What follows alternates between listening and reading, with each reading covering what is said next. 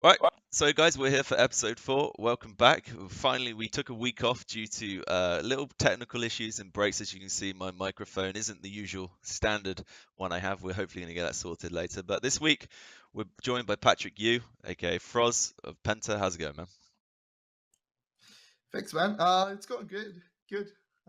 Feels good being here. Glad to be here. We got some nice stuff to talk about tonight, I guess. Yeah, no, definitely. So, if you could just introduce to our viewers who you are, kind of how Penta came around, and obviously your experience with Battle Royale games, just give us the lowdown. That'd be awesome. All right, so yeah, my background is like I've been playing games for like I don't know 16 years or something. Started back when I was pretty young, and it was back in the Counter-Strike beta days. So basically, my brother had a computer with Counter-Strike installed with the beta versions, and I was playing. I was like, I was not allowed to play on his computer, but I kind of locked myself into his room. He got super mad about that, but I locked myself in. I was playing against these pod bots, and it was like the best thing I've done in my life back then. So from there on, I've just been gaming my whole life, I guess. And then the battle royale thing is kind of new for me. I've been playing a lot of like FPS games, a lot of shooters, also a lot of survival games because I love the survival aspect in those games. And from there on, I started playing a little bit H1. Back when it was H1C1, like when it started, and it was not like just survive and King of the Kill. And it was a survival game. I played that. Then they got split. They had H1 King of the Kill and Just Survive. I played both of them, but did not like the BR, like the King of the Kill, that much. Okay. But somehow I saw this awesome game on Twitch. I was like, oh my god, what the fuck is this? And it was PlayerUnknown's Battleground. It Yeah. was the alpha of it. Um, I was like, all right, I need to get my hands on this. What do you think it was that attracted you more to PUBG than H1Z1? It was probably some of the graphic and stuff. Like, it was a little bit close to Daisy, something Daisy looking, but like with much better graphics and stuff. And I was like, whoa, this looks sick. And basically, like, yeah, I've been playing a little bit BR before that, and I was like, okay, maybe I'll give BR another try. Put some hours in and stuff like that. So I signed up for the closed beta, got invited. I was super hyped for that. Literally bought a new computer and everything because of that, and started streaming because of that as well. So literally, like that's when everything started for me. And right now I'm sitting on like 1,300 hours on Battlegrounds. 1300, like, man, I'm so far behind. I think like four, I hit like almost 500 now, 466 or something. But It's Dan, not what a hours have you got? Who's that, me? Yeah, you I'm not far behind Frosz. I'm 1,164. and you didn't even do the closed beta, did you? No, but I have no life. I've probably got like 15 minutes, boys. That's probably about as many I've got. You should keep it that way, mate. Honestly, it's becoming an awful habit. so obviously, so you're now a professional PUBG player for Penta. Yeah.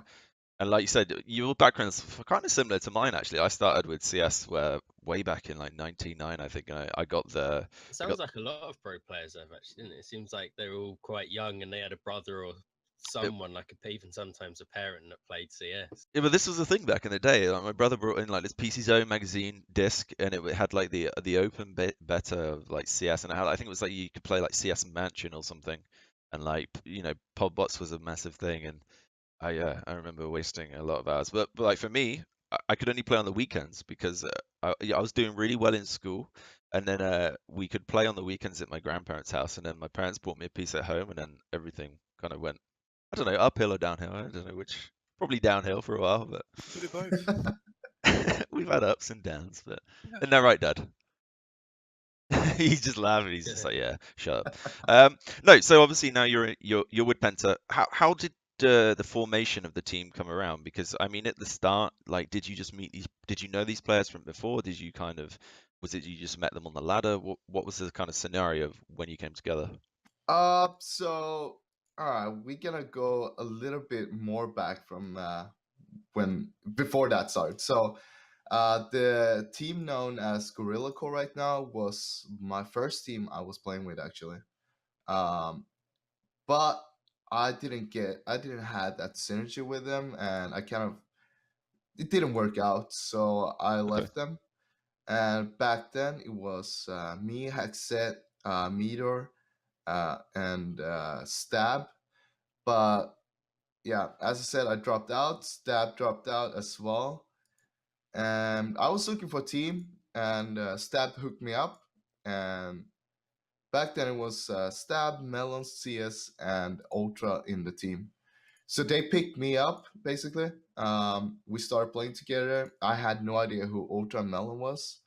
I literally learned like everyone in the pro scene. Everyone plays with each other and stuff like that since almost the beginning of the game.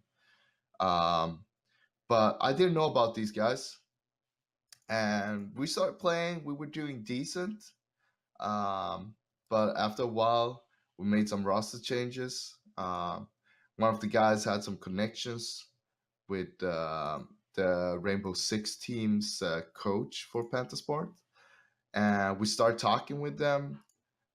They got pretty interested in picking us up, and we moved on from there. We talked a lot, and they decided they wanted to pick us up. We wanted to play with them or for them, and basically, like, yeah, that's how it all started. And then, yeah, we've been making some roster changes lately, or like 2 months ago, and Okay. ever since we made that roster change, I feel like we've been doing better and better.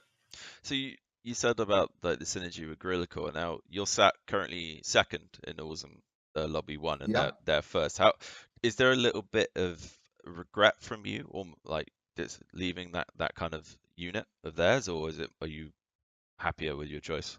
Oh no, I'm really happy with my choice. I really love my team. I have probably 10 times more fun playing with my current team than I had when I played with them. And it's not like nothing personal against them or something like that. It's just that we have more fun when we play right now. The current team, and there's no regrets. I'm still friends with all of them in Gorilla Core, and we always have fun when we play together. Still, like do public games and stuff like that when we're not practicing. Okay, yeah. So there's no sort of bad blood between the sides, and unlike Oh no, in CS teams, right? no, Sometimes. nothing like that. I remember I got asked that question once back in the day about CS, and it was just like, yeah, no, we all hate each other now. So, in general though, what's your opinion with the online leagues? Like we obviously we've got Awesome and PUBG Online. They're the two main ones. I would argue that Awesome Yeah. are slightly ahead. They made the initial forcing of first person last week, I think it was. Yeah. How do you feel the current? Well, let's make this more general. How do you feel the current tournament rule set is in general? Because I mean, I we played this. I played this duo tournament with the Playing Ducks one, and it was like the kill points, like one point per kill. And I think Awesome is still adapting that, but like people have asked for quite a lot of change recently, and I know other guys are coming up with different rule sets. Like, where do you feel it should go? All right. So in terms of that, like, it's a BR game, right? It's all about winning. It's all about getting first place. But since we're playing tournaments and stuff, it's actually not about like just winning, but getting consistent good placements. Also, like, I feel like killing people should be rewarded. Um, and right now, I think like Awesome has a really good point system for that. If we compare that to other point systems like PUBG Online, for example, because I think like it's hard to say, but people try to like look at how much uh, how much it is worth in points when you wipe a team. That is what they currently all the leagues is looking at more or less. Like, are you supposed to like gain 1 or 2 placements from doing that, if you only like we're looking at placement points and stuff like that. So it's really hard because every tournament also has different settings in terms of AR spawns and stuff right now.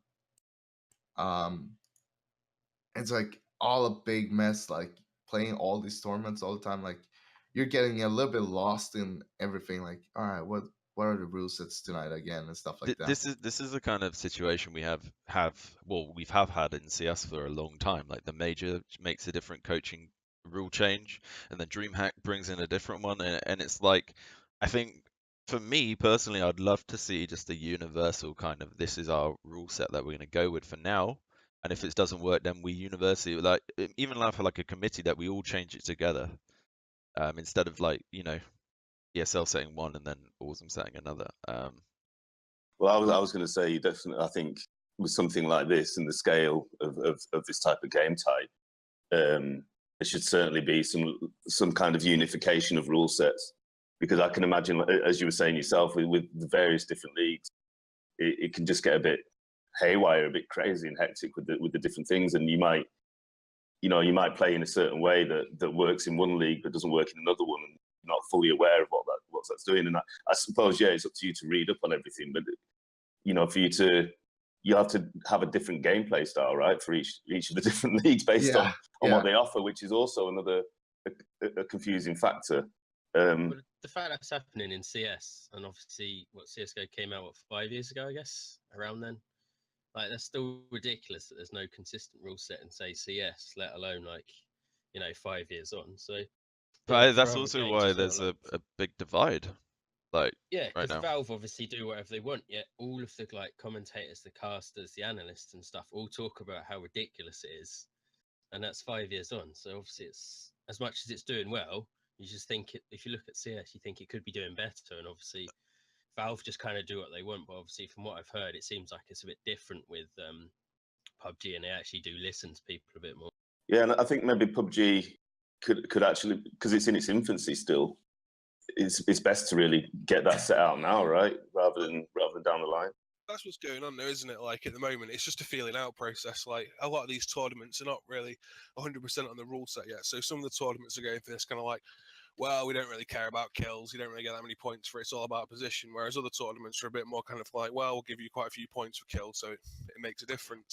It's just finding that sweet spot at the moment. I personally like tournaments that reward kills higher, and my reason being is if you say, like, people seem to be going with the best of 4. I know we'll get onto IEM in a second, but best of 4, you place really well like the first 2 games, then you crash out the third, and then in the fourth it's like if you make a high kill game and place top 10, you have a chance to potentially win the tournament. I think that not only from a spectator point of view, it forces fights early on, or engagements, because this team needs to make kills to actually win. So that's exciting, but also it still keeps you in it. I would hate to be in a situation where you crash out of like the third lobby, and then you go into the fourth, and it's just like, we can't really make this up anyway now. And I think that's why I like higher points for kills. What do you think, Patrick? Yeah, I agree on that, but right now I don't see, like, the points are not the big issue with the tournaments and the rule sets.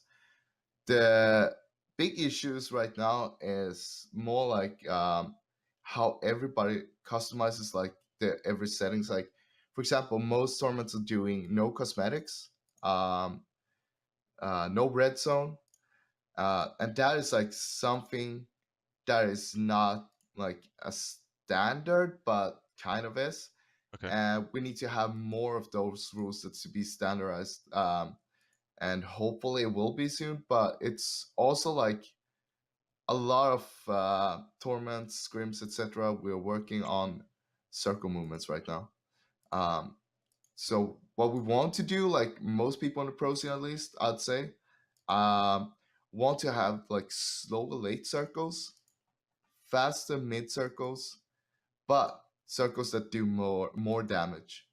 So, well, we can touch on that. Do you think the circle should be? Scoo mentioned this actually. I wasn't aware of it because I never played Armor, but he said in Armor, basically the circle when it starts coming in, you take no damage, but when it's fully in, then you take quite incredible damage. So basically what it allows you to do is when the circle's coming in, it allows you to rotate all the way around the back of the circle, but once it's in, if you're outside of it, you're pretty much fucked.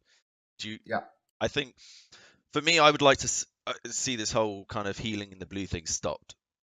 In my personal opinion, I think it's A, if you're in a squad and you have to do it, it's fucking sucks. And B, it's just like I don't see it. To me, it's just not part of the game. Yeah, I thought we would have seen a change by now, if I'm honest with you. I think it's already gone a bit too long now. Especially after Gamescom, I thought we were going to see some kind of like hot fix or maybe some kind of more information in a big patch, but it just seems to have gone quiet. Nothing's changed. I think that the reason they haven't changed it yet is because they haven't found the perfect solution for it yet. Like, how should the circles be? Like, they don't want to make a change and then change it again. They want to find the perfect circles and then change it to that and be done with that. That's probably maybe, what. Maybe. Do you think the H1 circles, like where you pretty much missed it out, you can't see when you're in it, is a good concept, or would you still like to be able to see when you're outside the circle? I think you should still be able to see. I like kind of how it is in PUBG. But I mean, it's still like blurring you out a little bit and stuff like that when you're outside. But if we go back to the armor circles, if I'm not totally wrong, it actually takes like damage every 5 seconds or something like that. Okay. So what that made was that people could actually make like sick flanks outside the circle and Yeah. then get inside again without taking damage, as long as they didn't do more than 5 seconds moves outside the circle. I think Scoon mentioned that. Was that the breathing room that he called it? He said like you could basically what Patrick just said, like it allowed for like how do I word it? Like obviously it's an RNG game, right? The circle appears randomly, but this concept allowed for teams to tactically maneuver around each circle rather than how it kind of is now, where you kind of know. I mean, with the current meta, like someone's in the building. I mean, obviously you mentioned the other day about, well, you see it in the Awesome tournaments. You guys are playing a little bit differently, but yeah, I think that's the biggest worry for people as PUBG as an esport is, yes, it's a battle royale game and there should be some RNG, but it should be like you should be able to manipulate it in some way so it's consistent top teams winning. Yeah. Also, like we're seeing a lot of RNG circles, especially by the end. Like the Pepsi circle of doom. Yeah, from like the 6th or 7th circle there, which is like the end circles. Like that is literally when people start dying in high competitive play tournaments and stuff like that. And literally like before that, it's like all death in rotations. What? Sorry, no, Karen. No, sorry. I was just saying, what do you think is the way we prevent this then? Do we just instantly have a smaller circle as the first circle? I don't think, like, we've been discussing this a lot in our EU Scrim server, which contains a lot of top teams. And I think we all agreed on that you can't actually remove the mid gamer stuff, which is like the dead time circles, if we say it like that, because nothing happens. Everyone just sits in a compound. They move if they need to. If they don't need to, they don't move. And basically, like, yeah, because with the circles right now, it's so much RNG. It could like be all the way to the edge on the circle of the old circle, and literally move everyone else except for like a few teams or something like that. And that is something I'd say is wrong right now with the game. It's too much RNG with the circles. It's literally like if you get the end circles, you win, like the last circle. Yeah. Do you think that affects it as a spectator sport then? It kind of does because, I mean, when it comes to spectator, the game itself, it's really hard with what Bluehole is doing right now.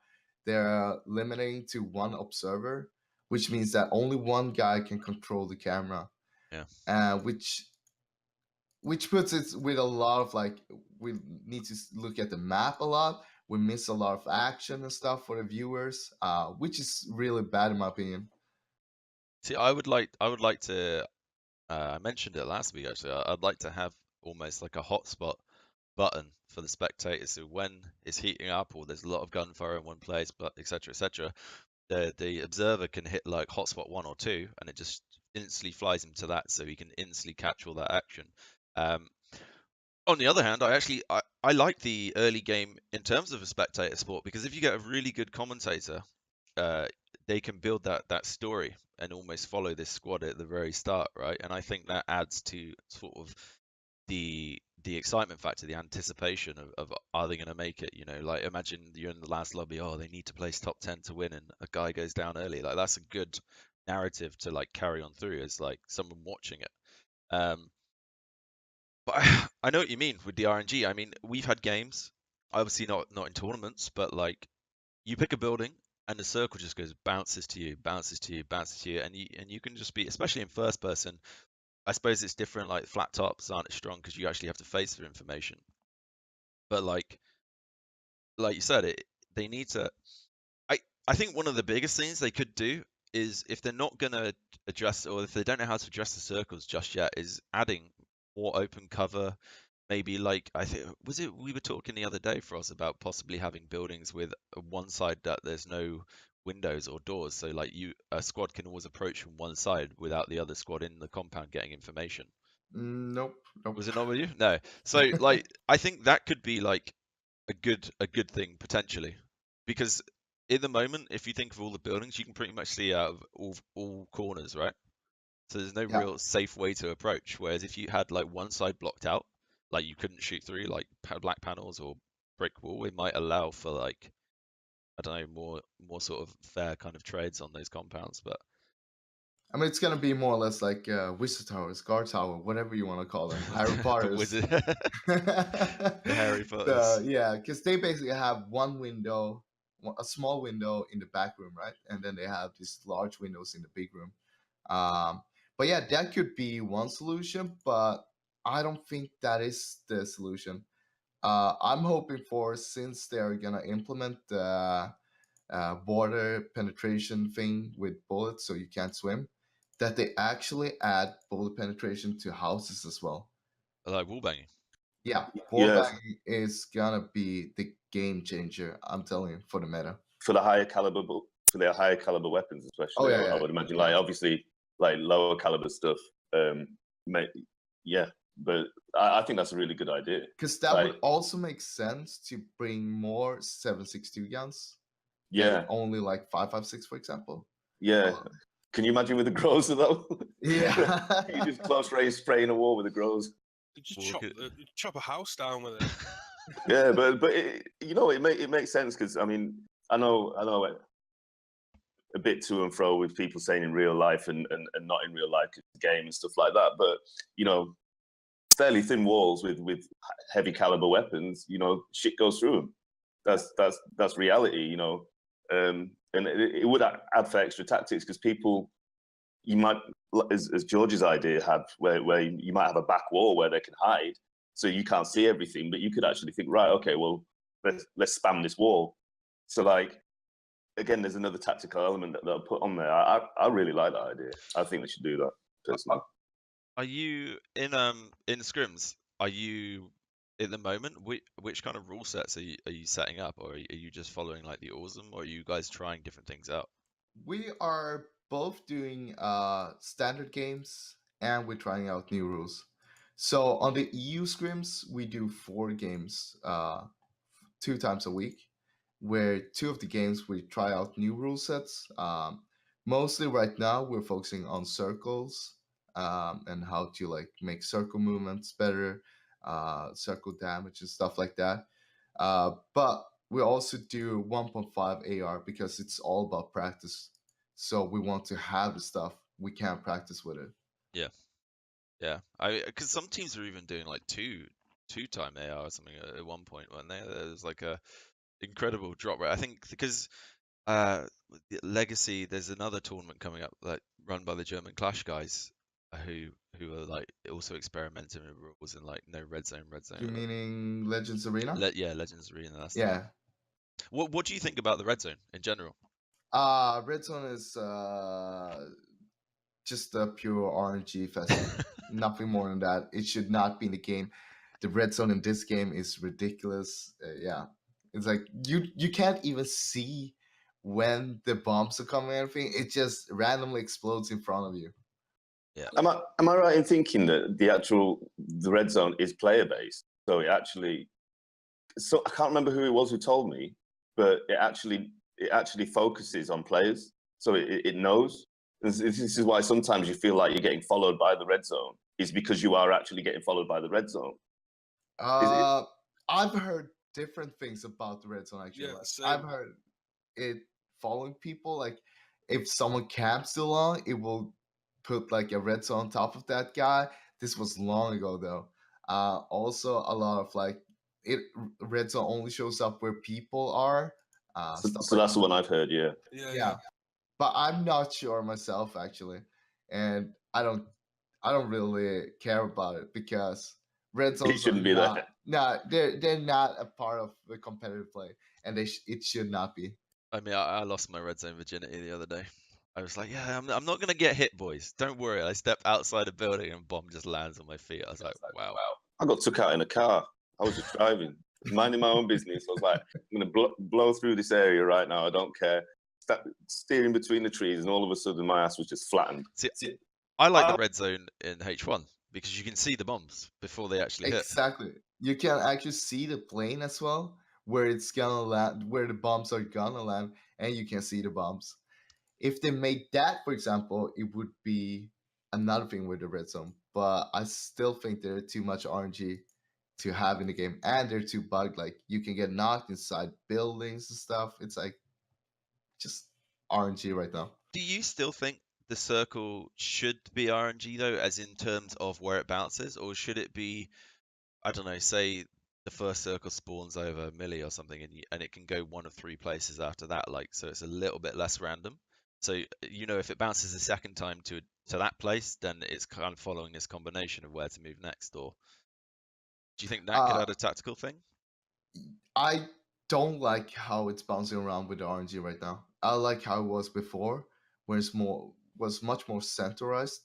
So because that gives you the opportunity to make a more tactical call and tactical play about stuff than it is right now, because it's so much RNG that it could be like, all right, we might take west side of this circle and just pray to fucking play unknown that we get the circle next time. Oh Jesus, praises you once again. The thing for me with it is we need to make a way that it's still RNG slightly, but not so much RNG that it can't be like classed as a viable esport, because this game right now has got so many players and it's such a good chance of becoming even bigger than CS in my opinion. It's so exciting. It's just nailing these last few little details, and this is what I worry about when Player Unknown said they want the esports community to grow organically. I'm all for that, but there comes a point where I think they need to step in, or like the orgs running the tournaments, like the big ones like ESL, need to come in and just be like, this have a player committee and say like, this is kind of like the way we're going to go with it, so it's a bit more set in stone. Because I worry that if we keep bouncing around too long, then it's going to sort of fizzle out, or people get annoyed. You'll just do what CS has done. I mean, I know Dan was saying earlier on about what is it, like it's a feeling out process, but that is kind of what happened in CS, right? It was a feeling out process, and it stayed a feeling out process. It's really important that and it's really important that we get to grips with that now, and not, it's all right having a feeling out process, but it should be that PUBG or Bluehole are taking note of the different tournaments and their formats and seeing which one works the best, and then maybe, like you say, have a player committee and go, right, we feel that this is the best one. We would like all you guys to work together. This is how it's going to run. And then it's like that. And, okay, we can have changes or whatever down the line, but when people agree upon it, because I think that will force people to it'll just make for a better game and a better watch and a better spectator sport, because everybody knows what's going on.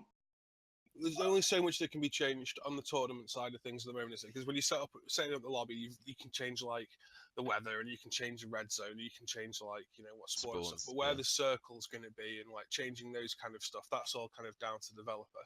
Yeah. And all it's like what I was saying before, what I was trying to get at before, is all that's happening at the moment is like we've said on other episodes.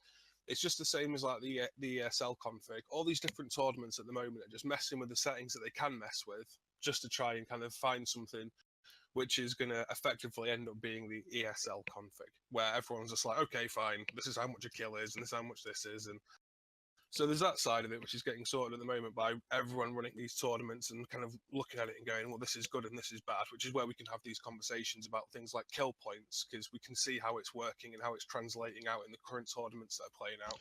So obviously, like, okay, well, one more thing before we move on to IEM. The map, the second map that's going to be coming out. Is this a kind of game where we can have multiple maps in tournaments? So say, I don't know, it's not going to come out before IEM, but it's a best of 8, right? So if you had four games on one map, 4 on the other, is that viable, or would you like to see Battle Royale just on one map and have the players develop like either a new map or just RNG? All right, so if we talk about that, I'd say if we watch on CS:GO, for example, how much map knowledge means. It's the same thing here, but 10 times more worth to have map knowledge.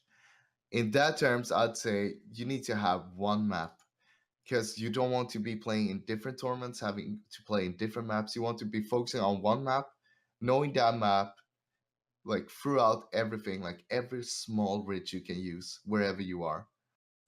Depending on where the circle is going to be, how it's going to be played, like you gotta be knowing like every small ridge that you can use to your advantage.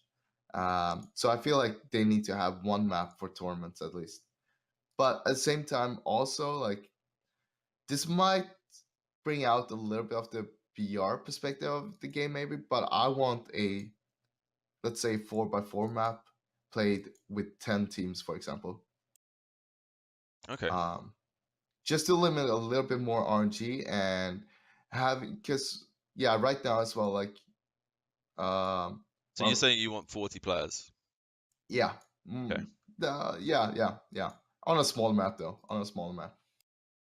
Would you want it like an open map or more of an urban map, the way when we have the bolting and stuff? I kind of want a more urban map, because of how a little bit how the meta is right now, with having vehicles like UACs, for example. In the end, you can build your fortresses with them, and that is like something I want to eliminate, because that is a little bit more RNG. You gotta find these UACs. If you got 3 of them, 4 of them, and you get them into the end game, you're set. You're gonna win the game more or less. Interesting. Like, so, because right now, from what I see in all the tournaments, like the meta pretty much is not long drop, but drop towards the road and find a car and then drive to the furthest point away from the flight path of the plane, right? And loot up and then move within. Either move to the center compound or play the edge, depending on loot, right? Do you think that, is there a way that you could almost eliminate the plane drop and just say you had this 4x4 map, 40 players for 10 teams, and the game just spawns you in? There's no plane, you don't see where they spawn. It spawns you in, and then you guys, and then the first circle spawns, you guys have to move within. So you don't know, you can't see where anyone dropped. Like, do you think that could be a viable thing? Like, that would create a lot of action, right? But again, could be very, very RNG. Yeah, that is the thing. That would add more RNG, which is what we want to eliminate in this game. We want to eliminate Shut up, the George. RNG. So that was a bad idea. He's just looking at the camera like, yeah, shut up. What are you doing? But no, so IEM, for me, it got announced this week. Great. I almost took it like they're adding it to the official circuit, not just IEM Oakland. It feels like they're going to add this game to Intelligestream Masters circuit, which would be incredible for the game. For a start, having a regular tour, it almost takes me back to like the CPL World Tour back in 2004. And I think that's great for the game. One thing I'm not happy with, what I would say I'm not happy with, it is obviously there's going to be 10 teams invite, right? Almost 5 of them have already been decided. The qualification process for we talk about how RNG the game is right now. I just feel like the qualification process is a little bit. I don't know. I just feel depending how the lobbies are split up, you might not see, like, for example, you guys. If you guys, I don't know if you guys don't get an invite or have got an invite, whatever. If you have to qualify, you're sat top of second of Awesome, and you get like an unlucky run like we have now. You're not going to IEM Oakland. I just think there needs to be a little bit of a longer qualification process. Yeah. So what I would actually want is more like, I think like they're doing something similar in CS:GO, right? Where they have like closed and open qualifiers. So basically, like you should have closed qualifiers with invited teams, for example, which moves to the finals. Also have open qualifiers for like everyone Yeah, to so sign I up. do for the majors, yeah. Yeah. So it Okay. should be. I think it should be more fair if they had something like that than just like, I have no idea how they're picking these teams to invite, but it feels like, yeah, they're just like, all right, we want this team, we're gonna pick them to invite them. I have no idea how the process works, but I'm just saying that I'd rather have they invite people to a closed qualifier, and like let's say they invite 20 teams to a closed qualifier, and then they can like qualifying from that, and you also have the open qualifiers. That would make more sense in my opinion. I would almost at this point, instead of having the invites, like you said, have the closed qualifier. Because right now we've had one professional PUBG event, which wasn't really classed as like, it wasn't a it was like a tester, right? It wasn't like Yeah. this would be the first official competitive event, and already Luminosity, they won Gamescom. Obviously Noble came third and stuff, but like almost just make everyone qualify again, because even some rosters are changing and things like that. And I worry, for example, like Gorilla Core, are they going to get invited? They're currently sat top of what we They class as should the do. best league. Yeah, Penta, you guys currently sat second. It's like, Also should do. how are the? I'm all for They- inviting teams, but I just think it's like right now, I almost feel like it's too early to have these invites. Like I would rather have these closed qualifiers that you mentioned and just let everyone just duke it out. Yeah, from the close qualifiers as well. That it's like, if I would hope that the esports guys at PUBG are looking out at things like PUBG Online and the Awesome Tournament, because there are loads of teams that are turning up consistently every week with a very similar roster, if not the same roster, and consistently putting out good results. So if they wanted to, they could go and look at the community as it's being played out at the moment, and they could go and look at teams like Penta and Gorilla Core and say, yeah, definitely, these guys are at the top of the scene now. They're actively playing now against the best people that they can find. These guys, we need to get these guys in. It's not hard for them to do that, is what I'm saying. Like all the results are posted online, all the VODs are there for you to go and watch. So it'd be really easy for them to go and look at the really good community teams at the moment that are putting all the work in and doing all the doing well and posting all the good results. These are the guys that should be getting the invites, as far as I'm concerned. It's the people that are playing now and doing well now. Puts new teams on the map, doesn't it, as well? Like, I guess one Well, example, obviously, because I talk about CS a lot, but like with Anton back in the day for Enemy Down, one of the teams, I guess, was, Guardian and PHP and stuff like that. And they came into a qualifier and smashed everyone. And everyone thought, obviously, at the time they were cheating, but they came into something where, they're a known team. You know what he's on about there? Too, That's E-Super. yeah, With WT. exactly. Yeah. Back in the day, PHP, yeah, he's got WT, Guardian and stuff like that. But they came through something. Obviously, they were a known team, but not as well known. But like the kind of qualifier or that kind of competition put a new team on the map. well, I mean the best example. Correct me if I'm wrong, Froz, but like Luminosity, they win Gamescom, and I haven't seen them practice or play in any league since. I haven't seen them playing at all since. That's what I mean. Like Ninja's playing like Fortnite.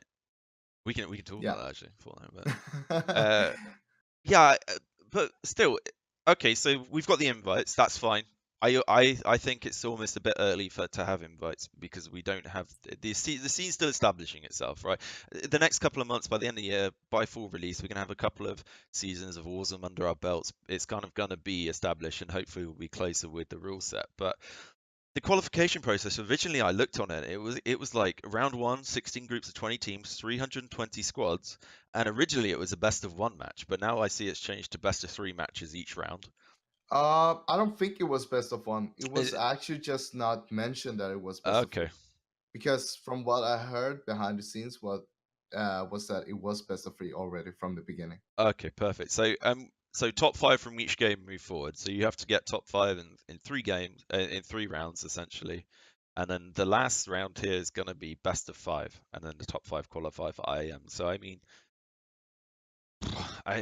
that's a brutal qualification process. So yeah, so basically like that is really brutal because you can have a bad game or maybe 2 games and you're out, like instead of rewarding consistency in like the tournaments people have right now and stuff, because you're up against so many teams. This is not like Counter-Strike or something like that. You're not up against one team. You're up against 19 other teams. And in the first and second round, I feel like there's gonna be so much random players. You have no idea. They have no idea how to play it competitive. They just sign up for it because they see all this prize money. They play this game. They think it's fun. Fair enough. They should be able to qualify, right?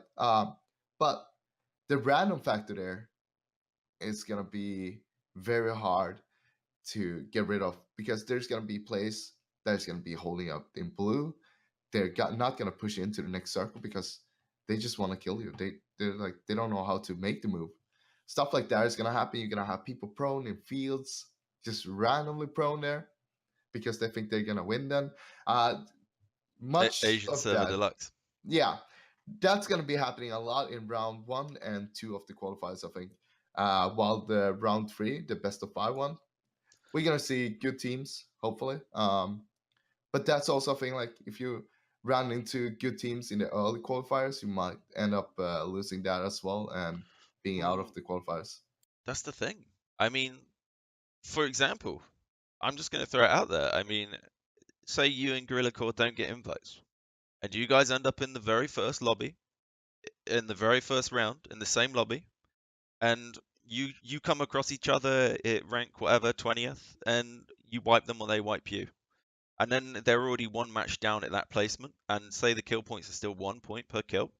They haven't released the rules yet, but assuming, we got a team sat top of the, first or second best league online right now for the game, and essentially They they're could be going to gone. crash out. And for me, that would be Yeah, when I agree. Well, this is what I said. Like, I think that you're dead right in what you're saying, which is why if I was the guys running the show at PUBG, I would be saying, we can look online, we can see at the moment there's all these teams that are consistently coming in every week, playing against each other. They're playing against the best people that they can find. These people have earned at least something like a closed qualifier. Yeah. That's I still think I there's really time to think do it. that. There's still time to do that. One thing I will say though is if you get to IEM Oakland, the way they've set up the tournament with the best of 8, I really like that.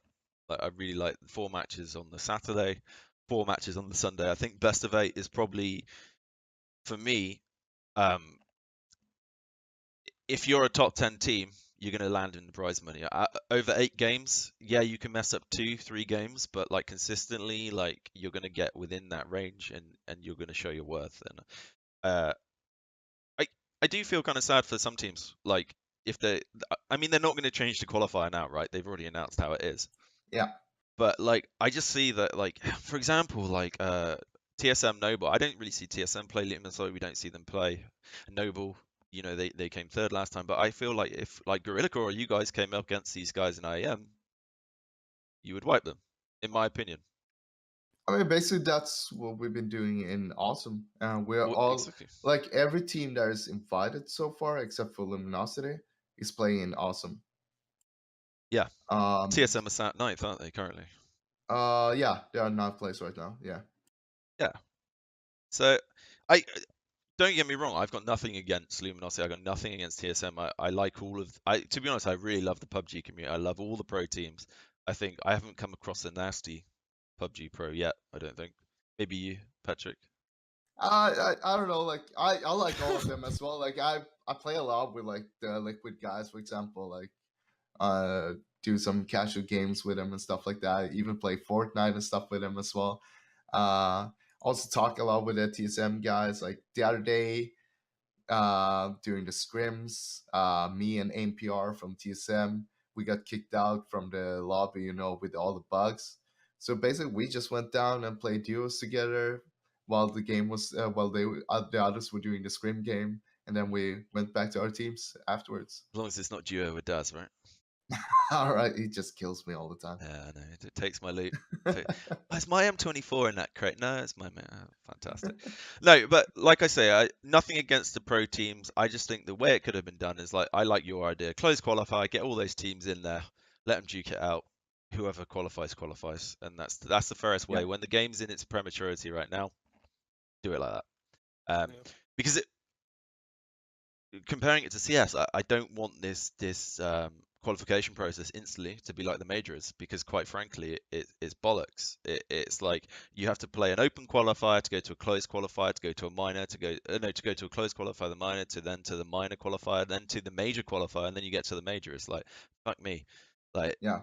it's too much right now, and I think with the game being as it is, then don't make it just like that right now. But I am adding PUBG is amazing. I really hope it's on the tour. I think we're at 1.7 million concurrent players right now. It's yeah. Oh, it's more. I think they hit 1.8 something yesterday. It's just mind-blowing. Like, I'd like to add as well, like with IEM coming in place, I think that will have the potential, going back to the unification of rule sets, that I think that will impact or drive some of that unification talk, right? Because if you've got something that large and their rule set is what people actually cling to or enjoy, or what works for teams, then I would imagine some of the smaller or larger leagues that are the feeding leagues to these types of tournaments will start adopting those rule sets, right? Yeah, I think you did right with that. I mean, wouldn't you, if you were going to play in a tournament, you want to aspire to like play the rule set? Well, exactly. I mean, exactly. Yeah, I know exactly. Exactly. Like Autumn's, they've not so much taken the rule set, but they've straight gone right FPP, because IEM's FPP. So because I would imagine they want to be the feeding league that feeds the growth of the community and the big teams to drive them towards these massive LAN events, right? Well, yeah.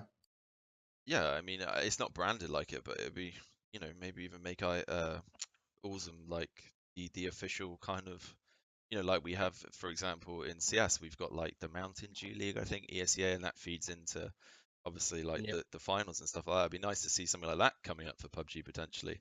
But like the thing is, all these things, like, we have to remember, like, and I have to be careful as well, because sometimes I get ahead of myself, and I have to remember that this game is still early access. We're yet to see the official release, and it's just like smashing records left, right, and center. I mean, the only thing I would say is optimization of the game. Like Scoom touched on it in tournaments. When everyone's driving around like 4 UAZs, you get like 20 FPS, and it's crazy.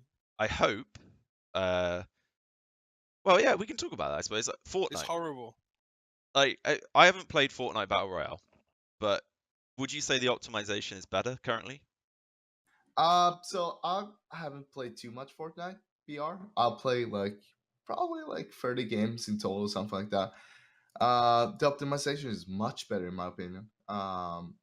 Everything works smooth. You don't have, like, if we compare it to PUBG, you don't have like FPS drops and stuff like that. You always have a stable FPS as well. It could be because of the graphics and stuff. I have no idea. Like, I really don't know about that stuff. Well, the people who made Fortnite, Epic, they made the engine, correct? He's trying to mute his mic. I have to keep my phone locked, right, because I'm running out of batteries on my phone. But yeah, so yeah, Epic, the creators of the Unreal Engine, the Unreal 4 engine, which is what PUBG is based on.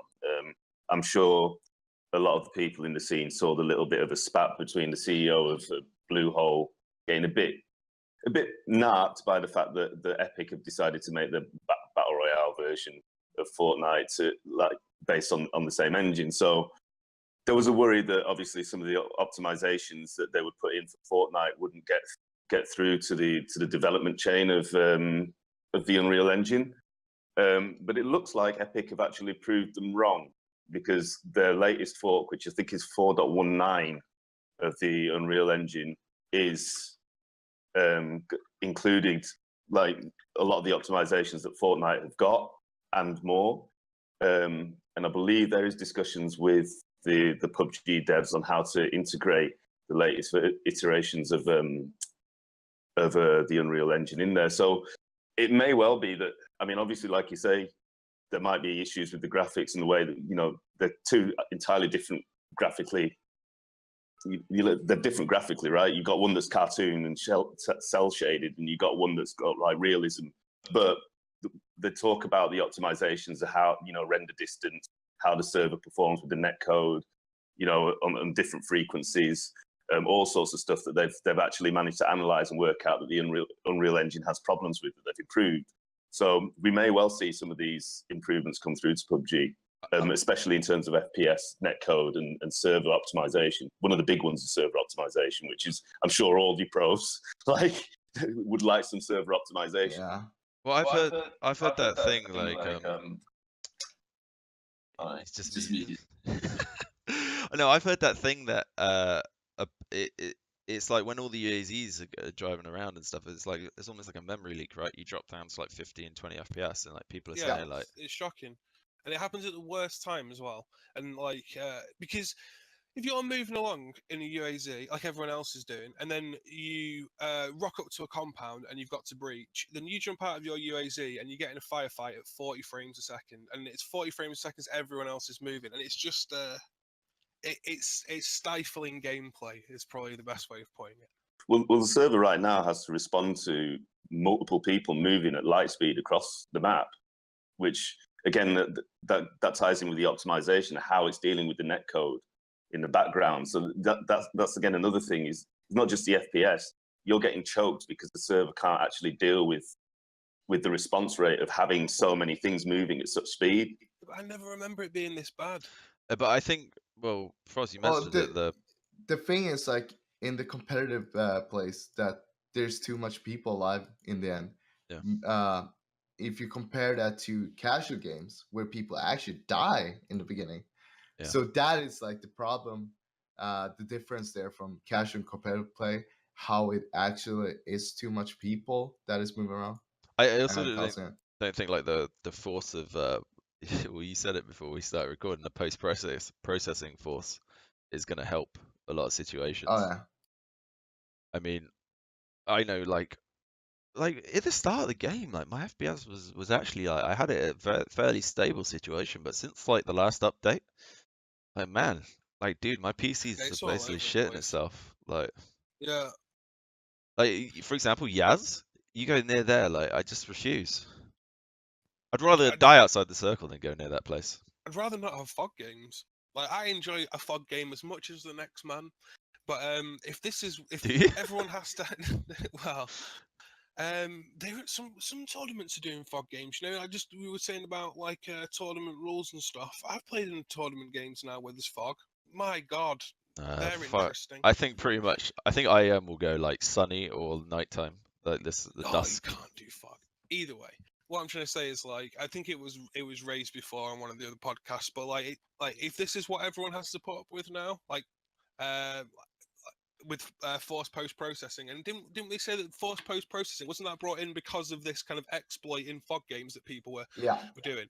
Yeah. So at the time I was like, oh, it doesn't matter, I'm sure it'll be fine. Let's all enjoy a few fog games and have a laugh. But now it's gone too far, and it like the game is not performing anyway near as well as it was a month ago, and but at least we can play fog games.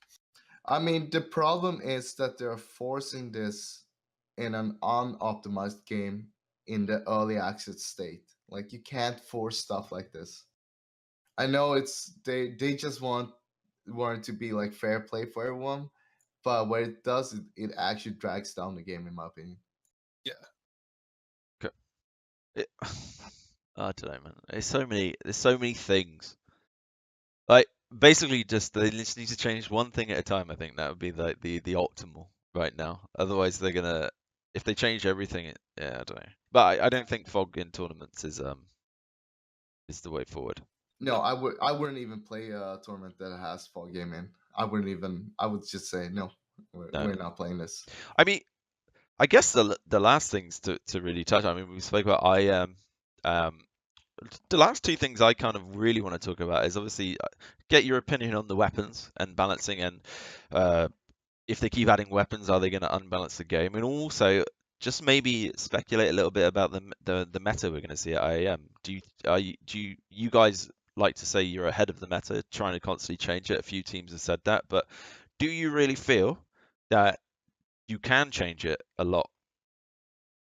So, all right. So the current meta is, it's basically like getting a compound camp that have as many USs as possible. I'd say that is the meta right now. I'd agree. And I mean, I'd say like every team wants to be ahead of the meta, right? You want to be the next thing. You want to do the next good thing before everyone finds out about it, so you can benefit from it. And that's what we're trying to do. We're always working on our strategies and stuff like that. We work on that every day. We practice. We talk a lot with in the team. Like, all right, we sit down and just talk a lot, trying to figure out, all right, what is everyone doing? How can we not do that, but still be on the top? And I'd say right now we're cracking that nut. We are like the only team that is beating us is Gorilla Core right now. Well, Basically, why do you think that is? they are fucking they got circle luck. They agree on that as well. They basically have so much circle luck right now. I don't know what they're doing to earn that, but yeah. They're still a good team though. They're a really good team. They're probably, in my eyes, the best team in the world right now. But if we touch about weapons, I feel like more weapons should be added. It's gonna be hard to balance every time they add more weapons, of course. A lot of people are talking about how the Mini should be nerfed. Yes or no? What happens if you nerf it? Just like every other gun they've introduced and nerfed, they're not getting used. Look at the Vector, look at the VSS. Yeah. Like, no one's using those. VSS. Actually, the VSS was The bad meme. from the beginning. If you were to nerf it, if you were to nerf the Mini, how would you nerf it? I'd make it fully automatic. Nerf it, mate. I actually have no idea how to nerf it, because if you nerf the Mini, what's gonna The happen obvious one. is... Sorry, no, Karen. Okay. So if you nerf the Mini, obviously everyone's gonna go back to the M16. That's it. I guess people are they want a nerf on the lack of bullet drop, like because it's like a laser, right? Currently. Yeah. Yeah, until a point, it's like a laser, and then it just drops out of the sky. It's hilarious to play with. I think I personally, and I don't play in any leagues or anything like that, but personally, I still in some ways prefer the M16 over the Mini. But also, I think maybe not so much nerf it, but make it less attainable. Like, because it's actually, I think it's a viable weapon. And like you say, if you nerf something, you'll just take it out. And you know, it's not, the attachments for it aren't that easy to get hold of. They're sniper attachments. They're not AR attachments, which are readily available everywhere, you know. So I think actually, rather than nerf it, just make it less easy to get hold of, as in there's less spawns for it, so that people aren't running around with the freaking laser beam capping everybody. You know, I think it makes for an interesting gun, and it can be a game changer, just like some of the other weapons in there. But I don't think it is that much better, in my opinion, than the M16. I see people using M16s over Minis on lots of streams, you know. So personally, I don't think it needs nerf. For me personally, I love the Mini. Same. I think it's ace. I would. The biggest weapon for me in comp right now that's questionable is the Kar 98. Like, it coming in crates, I don't think it should be.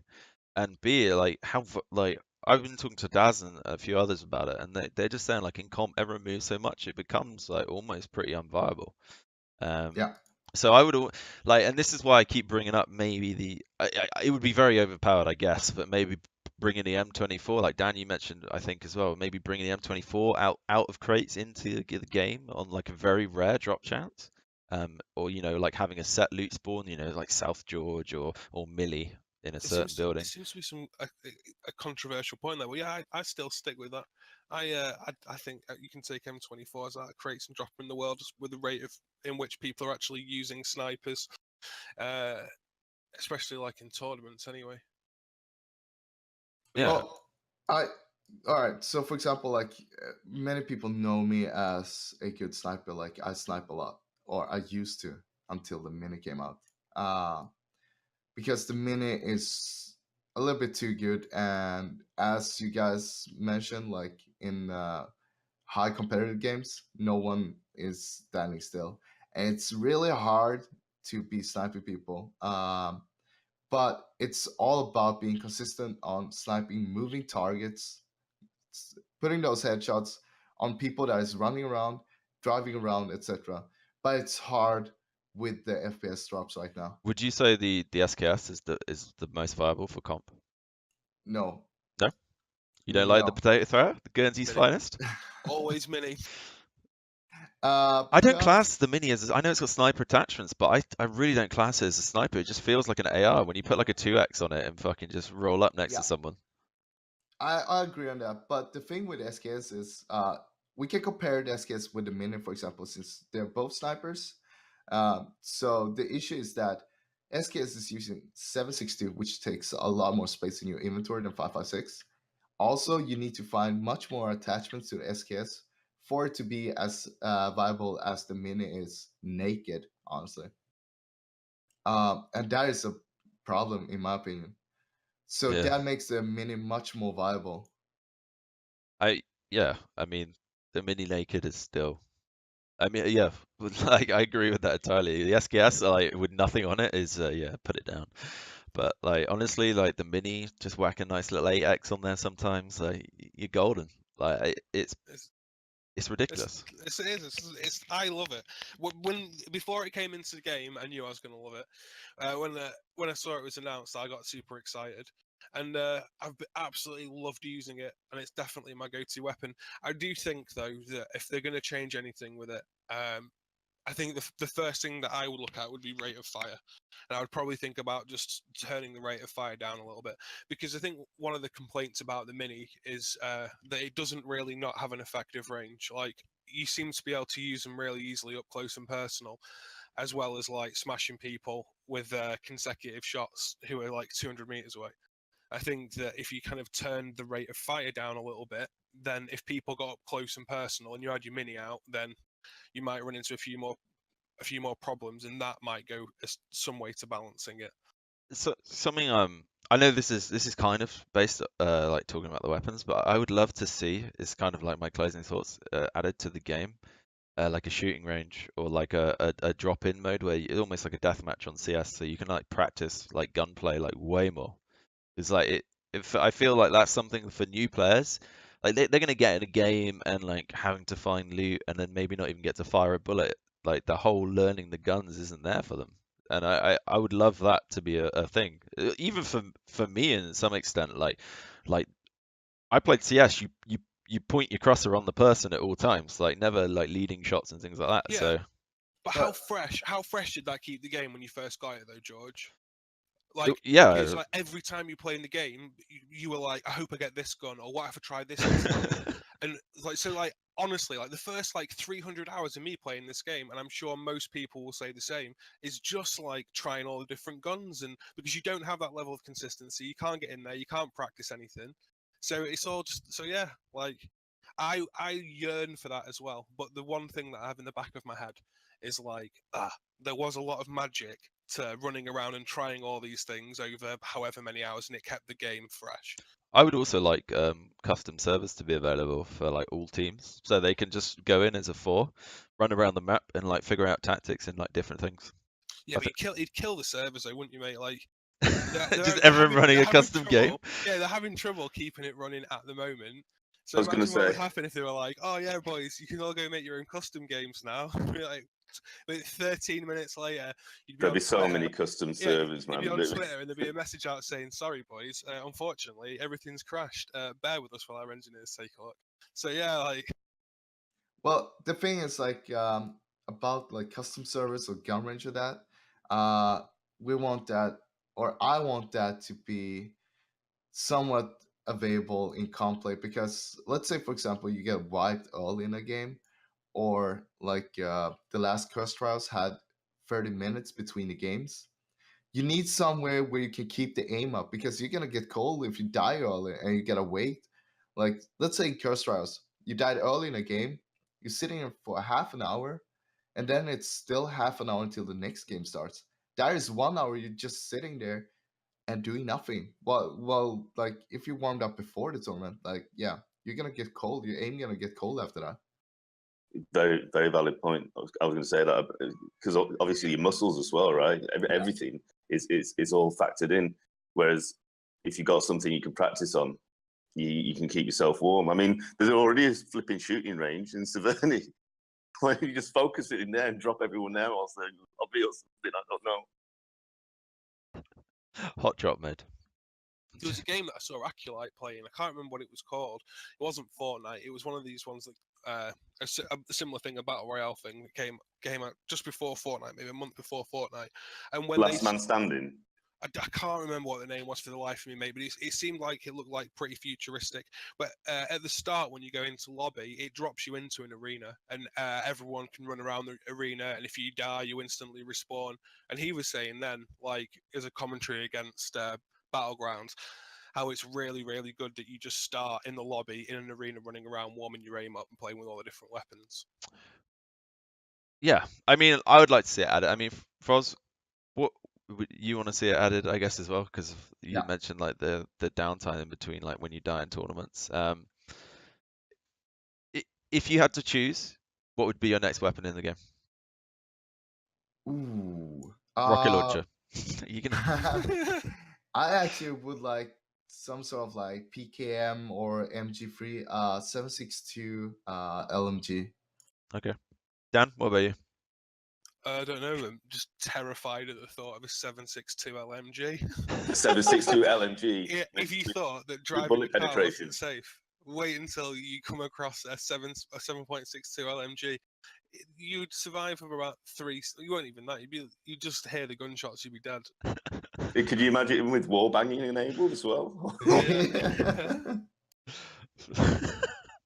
I don't know if I could put any gun in the game. Honestly, I think probably. I don't know. As controversial as it may sound, I'd probably put in like a Desert Eagle or something. I'd probably try and get like a legit pistol that people want to look for and would actually use.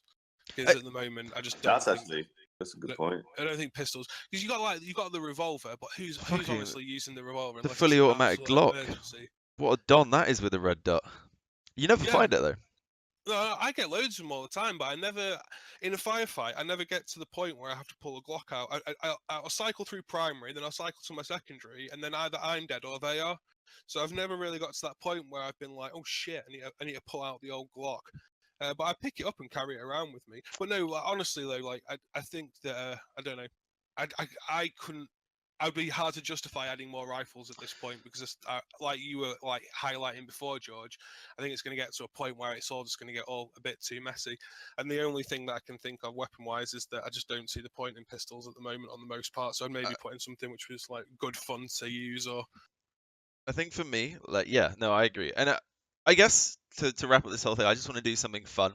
I go around each of you, and you can tell me the most ridiculous thing you think that's currently in the game, and I'll start, and then we'll go around. M249 with an 8x scope. I think like is stupid, right? why? No, you have to explain your point, mate. Because the gun, you find it in crates, everyone leaves it. It's the vehicle killer. But why would you? It's just useless to put an 8x scope on. I think it's just like All right. no one taps that I shit. want to talk about this. Yeah, have you tried it? Ever sniped with an M249? No. It's a savage. It's savage. Yeah, it's really good. It's really good, man. Yeah, Look, boys. I'm gonna tell you now. We're not trolling. It's a jack of all trades. You'll hit mad sniper shots. Right, And okay. then you'll just chunk anything else that comes near you. Have you ever tried to breach a building with one? You record your games this week, and you send me clips for next week, and I want to see this sniping with the M249. I'm calling. Mate, I'm calling bullshit. I'm not allowed to play I them. think I have some highlights on my stream actually. They're really, honestly, mate. It's a little treat for you. Next time you play the game, you've got a little. He's actually googling the shit now, you know. Honestly, you're like, oh, yeah, but you'll go try it now, and you'll be like, holy shit, they're right. This is actually really good fun. No. George, they're telling you, man. Fine, I'll change it. Tommy gun. That shit pisses me off as well. You can't add anything on it. Okay, you couldn't in World War II either. But well, you technically Call of Duty World War II. You can have a holographic, so like. Yeah, maybe it's just because I'm bad with them. You got a Car 98 with like an 8x scope on it. Like Car 98s were out before like time began, and you can put stuff on those. Look, guys, I've given you two. I want Patrick. What's the most ridiculous thing you find in the game? I'm still saying M249 with an 8x. Like fuck this. I'm gonna say red zones. Get them out of this game already. Get them out. What about you, Dan? I was honestly going to say red zones. Because... No, I was, because I don't see the point. Because, and this is exactly why. What are they? I think they're trying to, like, the design to try and make people not camp, but what they do is just make people camp. So they are the most pointless things in the game, by far. So they have to go. So if I can't say, he's already said that. So if I'll go with fog. I was an early kind of fog adopter. I was into the fog. I was like, yeah, I'll do a bit of fog. This could be interesting. But now it just seems like it's a massive pain in the arse if it's going to make everyone have to have force processing. So I think the ridiculous thing for me at the moment is that it's in the game. Maybe not the mode itself, but what it's doing to the game as a result. Just get rid of it for now. We'll revisit fog later on. Okay, I just saw a clip of an M249, a guy prone sniping. Okay, you guys are right. Holy shit. Just try it. Next time you get one, try it. You'll have a right laugh. Look, okay, this is why I host and don't play, alright? Right, for me, it's the fucking motorbike. Right? It pisses any of them. I don't see why you should instantly die when you're moving at about 20 mile, like not even 20 mile an hour, 10 mile an hour falling off the bike. It decides to just turn upside down and explode. Like I just don't get that. Like I know there's some interesting physics in this game, but I'm a bit bored of this now. Like, you know, you just be randomly riding and something will happen to the bike that you'll hit something that doesn't even exist. It'll flip in a weird way. You think you're safe. You're like, oh, right, okay, I'll get off the bike, and suddenly bang. And the shit's gone. I really think they need to fix is that the point? Like where you pick it up?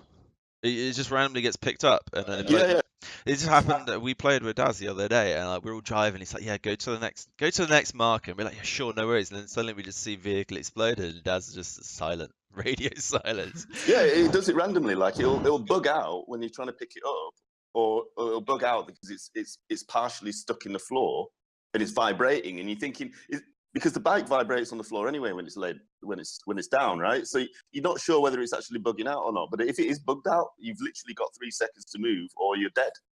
Oh mate, talking about vehicles. I know this isn't part of what we just said, but my favorite thing in the game. Okay, now everyone has to do their favorite. My favorite thing I've seen in a tournament is a team. I can't remember who it was. They went to final compound. They brought their UAZ into the flat top, and then Percy blew it up on the stairs, so like people couldn't go up the stairs. Yeah, that's good. You're killing my battery, by the way. Oh, yeah.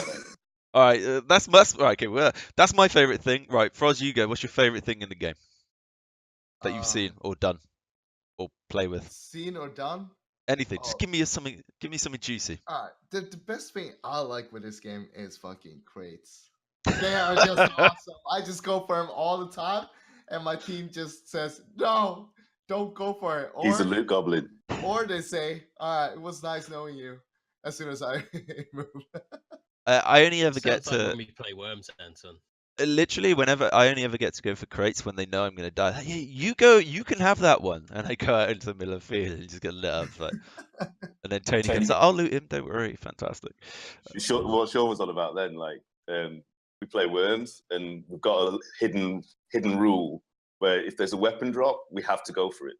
So like that's why he was mentioning that reference there. It's kind of like how you are with the crates. Like if you see a crate, you got to go for it. It's like We that's play with that's like an ninja unwritten rule. ropes and stuff only though, so you have to like fucking skill it across half the map and stuff. What's your favorite thing then? My favorite thing. I actually don't fucking know. I don't play it enough at the moment. I'll have to come back to you. Your favorite thing will be when I can play the game. Yeah. Oh, somebody's disconnected. Oh shit. It's I just have no idea what Jordan. Hang on. Are you ruining my cameras again, Frost? Yes. Get back in it. I mean, He's knocking now. Let him in. I almost made it through the whole There. thing. Oh, nearly. Yeah. So, yeah, my favorite thing in the game will be when my boy Shawn, who's there with the headphones in, right, will get a graphics card so he can play the freaking game. That'll be good. Black and yellow back together. Yeah, but at the moment that's not happening. So I've just got to sit and watch the people have fun instead. And Dan? Oh, I don't know. Proper uses of flashbangs. Oh yeah, we didn't even touch on this. Because flashbangs are now hilarious. They were hilarious before, but now they're even more hilarious. And they last for an age, so you can have your wicked way with people if you get a good flashbang. You can do all sorts of hilarious stuff, and yeah, I've seen some flashbangs. I don't know. I tipped my hat to a guy the other day because I was in like those yellow buildings, shitty yellow buildings. I was in a shitty yellow building, and the door opened, and as the door opened, a flashbang came in. So he'd said to his mate, "I'm going to prime a flashbang," and then he kicked the door open. Flash went in, proper teamwork, and I got absolutely done. And yeah, like so. I don't know. I'm a flashbang appreciator at the moment. I think that's my favorite thing in the game is a good flashbang. I like the fact that they added the mechanic with the cooking of the grenades. I think that's like really nice, and yeah. That you can actually throw them as well. Yeah, they're not like lead balloons anymore, right? Yeah. That's going to be a bit of a meta changer a little bit, I think. Just to go on what we were saying about meta, because like I don't know about you guys, but like holding and taking buildings has changed a lot since the grenades have got a bit more powerful, and you can actually put them where you want them and cook them properly. I guess the very last thing is, Froz, are you happy with the FPP being made the thing right now? I'm not gonna lie, like I love TPP, but Okay. Get out. all for FPP as well also. Okay. I've been saying that since the beginning, like I want FPP, but right now FPP is not enough developed in my opinion to be as viable as it should be. I think that's a fair point. Like the camera feels like you still got dwarfism. Yeah, and it's impossible to drive. You just see the roofs and stuff. The bug is too loud. Like there's a lot of issues with FPP. You have to be a Jedi to drive in FPP. Yeah, you have to know what's coming before it happens. It's just No, like when I say it feels like you got like you're a dwarf, like, obviously no disrespect to dwarfs. It just like the camera is literally like in your chest, and it just feels very low all the time. Obviously I'm gonna say I really love FPP, but then I come from 16 years of Counter-Strike, right? So, but having said that, I do feel like the animation it needs to be a little bit slicker, like the movement. It does feel a little bit skatey sometimes, and just in general. I think when they're vaulting and they do like a movement update, I think it'll be perfect. So, but that's just me. Do you think there's room for both, Froz? No, definitely not. Fair enough. Well, there you go, guys. I mean, Patrick, thank you very much for coming on and joining us for the episode. Your input is as invaluable as ever, and it's been really nice to get to know you. To be honest, like I say, this has been episode 4. We touched on all the juicy gossip this week. I'm really excited for the future of PUBG. I think we I mean, we pretty much covered everything we wanted to, right? Yeah, and more so, I think. Yeah. Thank you for having me. It's been a pleasure being here and talking about all this. Oh, it's been good fun, man. No, and also, guys, if you want to catch Patrick, you can catch him on all his social media links. I believe it is just Froz, right? Have I got that right on your Twitter? Froz TV on Froz Twitter. TV, there you go. I even have it wrong on the overlay. So Froz TV is where you can catch him on Twitter. And obviously he plays for Penta. They're second in Awesome right now. Could get an invite for IEM. No one knows. There's still 5 spots left. If not, you can catch them in the qualifier. Great guy, fantastic sniper. And we'll put the links on the YouTube for all this stuff. We will, because I fucked up. I'm sorry. But Shit happens. It's okay. It is. Let me mute it. It's Frosz TV, and then you can catch him Frosz TV. Anton's messing up my webcam. Obviously, I have my boy here this week in Germany with me. I'm gonna be hanging around in Berlin. Obviously, there was an announcement yesterday. Some of you might have seen from James Banks saying I'm no longer part of Unicorn. I'll get into that at another time, but you might see me also playing against Frosz, and that should be interesting for sure. See you next time, boys. Thank you. See you later. Peace. Well, we just wrapped with Patrick Yu. Go get that right, otherwise he'd kill me. I didn't even have his Twitter properly in the description, but it is Frosz TV. I will add that later as well. What a fantastic guy. Penta, currently ranked 2nd in Awesome, like I said, and just, yeah, it was great to get his thoughts on PUBG. But now, as always, we're going to keep going with the retro section. We're going to talk about the SNES, and more specifically, the SNES Mini. But before we do, the SNES came out 25 years ago, 1992. This console was released, and I believe, what was the release date of the SNES Mini? It was last week. How long on fucking date? It was last week. And I've waited a week to bring it. But before we do that, I think Shawn has something to say regarding a game that was dear to his heart back in 2005. Yeah, just a quick one. Star Wars Battlefront 2, and not the one that's coming out next month, because we all know it'd be terrible. That's not retro. But yeah, Star Wars Battlefront 2 that came out about 2005, I think. It's retro for you guys. You guys are pretty young. Like I'm. No, I said the new one is not retro, like 2017. No, carry on, Shawn. Sorry, yeah. Anton always interrupting. I know, right? That's what he's here for. But yeah, I think it came out about 2005 on PS2 and one of the Xboxes. But yeah, essentially it's on Steam now. Obviously, it's been on Steam for quite a few years, but they're re-releasing, or they have re-released, sorry, the multiplayer servers for Steam. So I know there's been a lot of issues with it, but essentially you used to be able to do like 64-player battles and stuff like that. And it actually used to be good, unlike the new Star Wars Battlefront. As I said, both the one that came out recently was pretty terrible, and I imagine the newest one will be quite terrible as well. So it's just worth noting. The biggest things for Battlefront, the first re-release of the, like, I mean, I made you buy it and you played a day of it, and then I played it. Oh yeah. And it had no real good single player. I mean, that was the thing with Battlefront 2. I think it had a very, very good single player campaign, and there was another one where you could sit around with your friends and play. That was another split screen thing, wasn't look, man, I just think it's like, in general, with like Ubisoft or EA games rather, it's just the DLC monster that just comes out like instantly. They want you to buy a season pass, and I hate to preach on about it every retro session, but they just don't make the games like they used to. I mean, like we're gonna do the unboxing of the SNES Mini, but like just looking at some of like the old videos of Super Mario World, I mean, like what an incredibly fucking frustrating game that was. But I didn't even realize till yesterday it has 96 levels in it. No DLC, 96 individual platforming levels. So, and that's without counting the bonus levels. So yeah, and I suppose with the Battlefront, the modern day Battlefront, when I got it, it wasn't that it was just shit. It was that there was no substance, and even taking away the single player campaign, that wasn't the issue for me. It was that it had literally just mashed together this COD style gameplay that wasn't quite COD either. It was just like a really simplistic first person shooter with nothing to it. It was just empty. And it was like you said, they just chucked it out there because they knew that they could slap a load of DLC on it.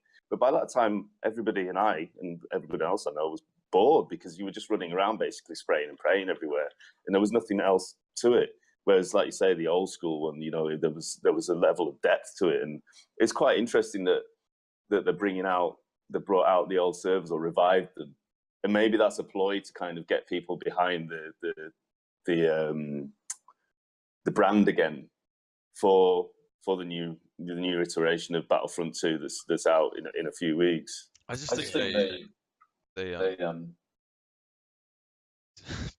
bloody, we got a pretty ghetto setup this week, but no, I think like the way he just lost my thought now. well, we'll say Either anyway. way, servers Yeah. are back up. That's all that Back up. matters. Yeah. Once they fucking sort it out, because Yeah, apparently it's shit and it keeps crashing and people can't join. Well, I'm guessing with be a your good bit of fun. Sean, is that you'll be looking forward to playing that. Yeah, I've already got it. I need to reinstall it, so I'm gonna once they fix it, I'll probably jump on and see if it still lives up to the hype. As I said, I've still got the N64 over here with GoldenEye, which I'm trying to recomplete at the moment. So, Well, speaking of Nintendo, so George kind of already announced it. I was going to surprise people for it, but obviously in the podcast that we've gone over the last three, or now the fourth one, I've always mentioned that I've been looking forward to my SNES Mini. So I brought it to Germany. It's here, completely fresh. It's lovely. Look at this. All the games that are on the back of it. We got Super Mario World. I'm not going to read them all out, but the ones that I'm looking forward to playing, we've got Super Mario World, one absolute arse of a game that was brilliant, but it was freaking difficult. Legend of Zelda, Link to the Past. We got Mario Kart, one of my favourites, Super Metroid, Star Fox. Some absolute corkers on here. But from my understanding, the reason why I wanted to get this, a lot of people go on about Raspberry Pis and other emulators that you can get, is I wanted something from Nintendo because I knew it would be absolute quality. So I'm going to actually start taking this apart now. We can't really see it because the desk's here, but I'm opening it up. And I'm going to pass George some of the stuff as well because he can actually feel some of the quality that's going on here. But yeah, it's just not the same sometimes. That's the thing. Like, you get all these emulators. Like, I whipped out the N64 because I like that shitty, weird fucking controller that's got three prongs. Like, it's quite nice playing GoldenEye on the old school controller. When I've used emulators, it never really feels the same. Well, here we go. Let me see. yeah, you can take that pad out first. You can do that. I remember having a pad. Oh, let me mute it, mate. 1 second. So Anton is on his microphone. So that's what we do. Sometimes get some echo. Like I said, my microphone broke. But anyway, back to SNES. I remember having one of these pads when I was a kid, and I used to bite them when I got really frustrated because you couldn't break them. And I think, judging, if you look at the back there, you can see the amount of screws in the back. And to be honest, they're not like the ESP pads you get normally. They feel just like the original SNES ones. You muted, bro. Sean, it's not like them, bro. Honestly. I know. Right. This is a piece of shit. You know, the next land we go to, I'm going to bring the SNES Mini with me. These are the original pads, like the exact same build. They're absolutely solid. PC controllers that we just kind of use at LAN for like you can tell and stuff like that. They're just not the same. I think a good thing to talk about, I guess, is Anton's unboxing it. Like, what my favorite memory? Like, yeah, I guess we can all share our favorite memory. I'll start with mine.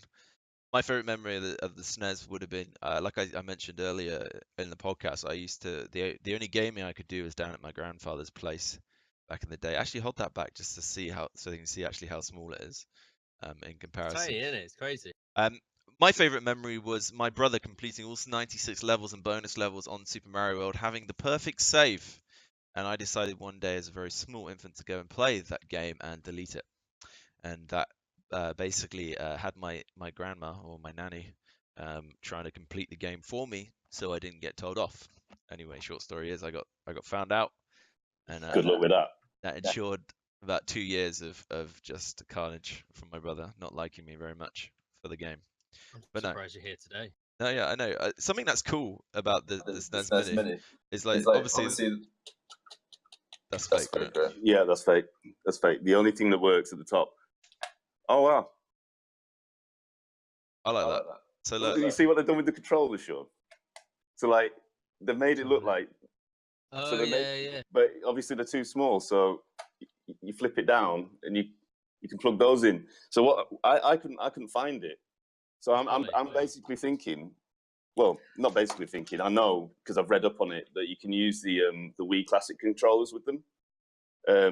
Not that I can't see why you'd want to when you've got like a proper SNES controller, but there is that option there for that reason.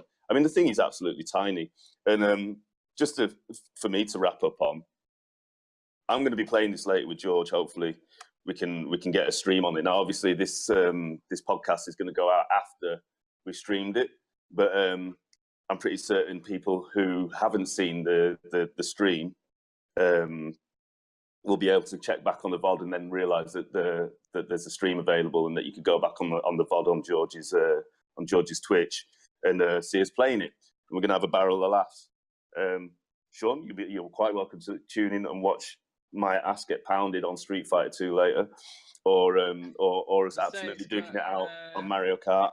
It's got Streets of Rage on there. No, Streets of Rage was Sega, dude. Is there not one on SNES as well? Was it? Yeah.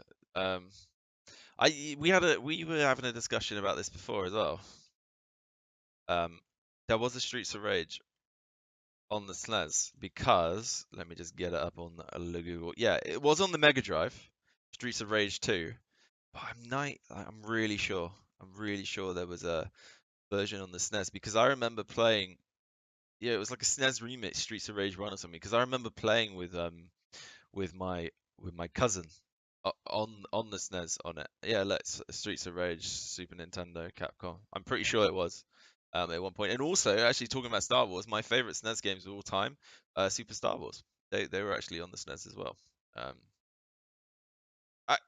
I'm just amazed at how small it is, and I hope, judging from the quality of the controllers, I don't think that this is going to be just like a Raspberry Pi inside of this. So it's going to be genuine Nintendo. And, like the buttons work here. Reset the power. So yeah, I have to get myself one because of my age, obviously, as well. I didn't get one till probably after. Well, I didn't play it till after, and I haven't played that much of it. Obviously, I've played like Mario Kart and stuff like that, and I actually played it at a recent LAN with Stu, probably about 4 or 5 LANs ago. Whenever Stu was here last time, not in summer, but yeah, I played like some of the SNES games. One of them was actually Mario Kart, and it's quite interesting when you go back to that kind of. Obviously, it's still like the kind of 2D style playing Mario Kart and stuff. It's perspective, really good. Because like the turning of the cars, from what I know, is not actually the turning of the car. It's actually a turning of the screen. So the thing that makes me slightly sad, whilst this is brilliant and this is going to be a brilliant machine, there's only 2 sockets. When I was reading up on it, when they were saying that you can add classic controllers, I thought brilliant. We'll be able to play 3-player Mario Kart with my kids, because Mario Kart, just like Bomberman, you used to have a multi-tap. So I don't know whether they're going to try and make like a multi-tap that they can use for this, because I feel that it'd be an adapter or something. I hope so, because I would love to play. You want it to be 4-player, didn't you? I would love to play 4-player Mario Kart with my kids. I'd even get my wife on it.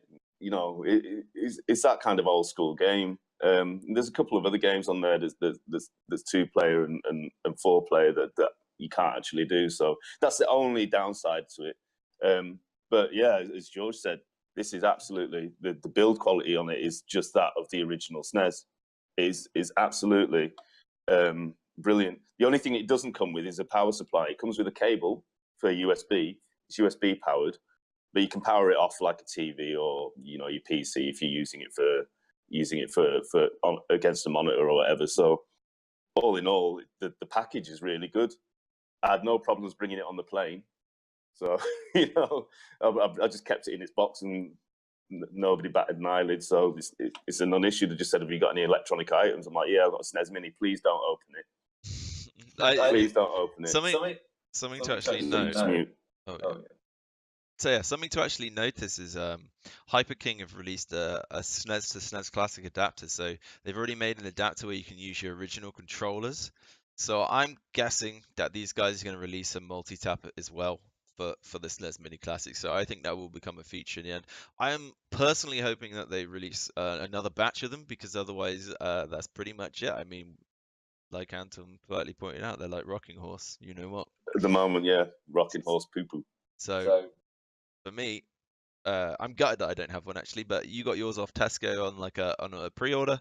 I hope they make another batch so I can grab my one, because they also did the NES as well. And now back home, I've actually got the original NES and SNES anyway, and actually I've got a load of the cartridges still packaged up in the original packaging, along with like some Atari ST stuff that my grandfather has. So we're pretty big on the retro section in our family, I would say. Yeah, and I would just like to say thank you, Nintendo, and as we've said in the other podcasts, these are people. You're doing it right. You're doing it right. That's what we want, and it seems that it's setting a precedence because it looks like Commodore are on about bringing out something like a mini. Atari, we were going on about the Atari 2600 the other week, being at the 40th anniversary. They've kind of semi-announced a little mini wooden version as well, so people can play the old school Atari classics. So it looks like retro's in a big way, and it will remind people how simple games can be so freaking epically brilliant.